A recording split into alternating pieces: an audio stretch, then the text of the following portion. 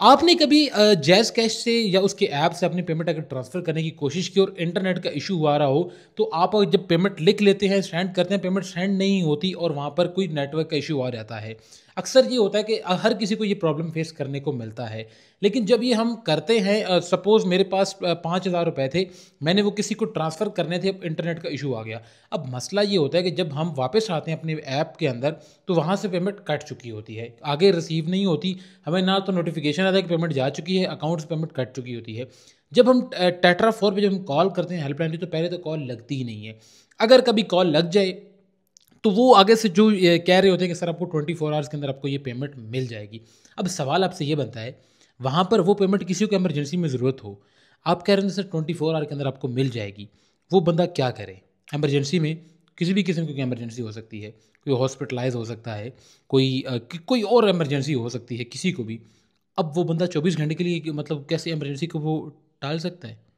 सवाल आपसे है जैज़ कैश वालों, प्लीज़ इस चीज़ का आप कोई ना कोई सॉल्यूशन दें कि देखें, अगर कोई बंदे ने पेमेंट ट्रांसफ़र की है, नहीं की तो क्या होना चाहिए? चलिए 10 मिनट, 20 मिनट, 50 मिनट बाद पेमेंट आप उसको वापस कर दें।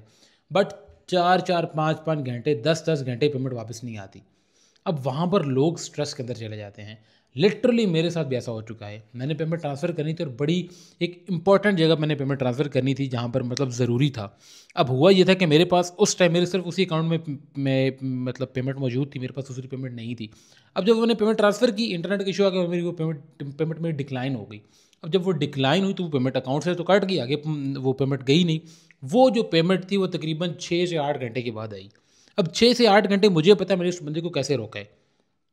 वो कह रहा था भाई तुम खुद नहीं ट्रांसफ़र करे। भाई मैं इसको क्या बताऊँ? मैं जब उसको बोलता हूँ कि भाई मेरे अकाउंट में थी, मैंने ट्रांसफ़र की, जब जैज़ कैश वालों को कॉल करता हूँ, पहले वो कॉल नहीं उठाते।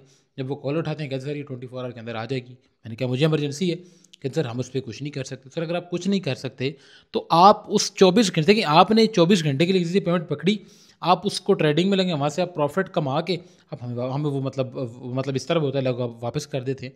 तो वो हमारी प्रॉपर्टी है ना। 10 मिनट, 20 मिनट, घंटा, 2 घंटे बाद पेमेंट आप हमें वो उसको भेजें ना, जल्दी भेजें ना।